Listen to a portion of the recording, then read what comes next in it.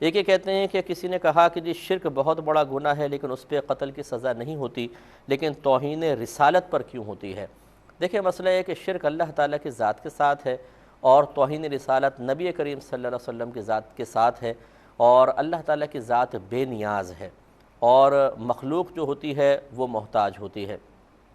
اللہ تعالیٰ کے ساتھ جو چیزیں وابستہ ہوتی ہیں انہیں حقوق اللہ سے تعبیر کر دیتے ہیں، اور جو نبی کریم صلی اللہ علیہ وسلم کے لیے یا انسانوں کے لیے کوئی چیز کسی اور کے اوپر لازم کی جاتی ہے اسے حقوق العباد سے تعبیر کیا جاتا ہے۔ اور قاعدہ قانون یہ ہے کہ حق اللہ میں اگر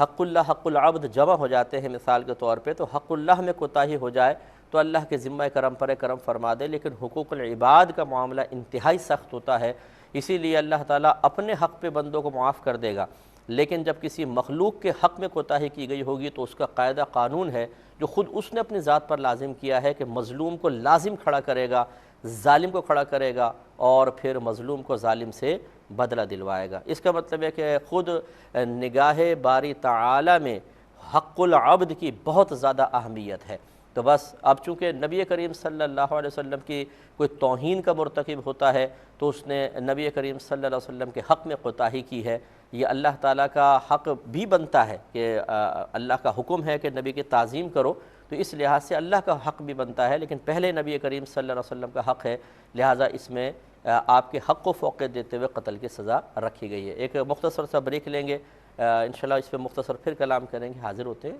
تھوڑی دیر کے بعد۔ بسم اللہ الرحمن الرحیم۔ تو خلاصہ کلام یہ ہے کہ چونکہ اللہ تعالیٰ اپنے حق کا خود حساب لے گا، وہ اس پہ کوئی مطلب اتنی بڑی سزا مقرر نہیں کی گئی ہے، لیکن جو اپنے حبیب کریم صلی اللہ علیہ وسلم کی عزت و ناموس کا مسئلہ ہے اس میں ہمیں اس کا ذمہ دار بنا دیا گیا ہے، اس لیے نبی کریم صلی اللہ علیہ وسلم کی شان میں اگر واقعی گستاخی ثابت ہو تو ہمارے ملکی قانون کے مطابق وہ شخص سزا کا مستحق ہوگا۔ پھر چونکہ نبی کریم صلی اللہ علیہ وسلم کی ذات وہ ذات ہے کہ پورے دین کا دار و مدار آپ کی عزت اور توقیر کے اوپر ہے، آپ کی توہین کو آسان کر دیا جائے پورا دین بے توقیر ہو جائے گا، اس لیے بہت ساری حکمتوں کے تحت اس کو فوقیت دی جاتی ہے۔ تو امید ہے کہ آپ بات سمجھیں۔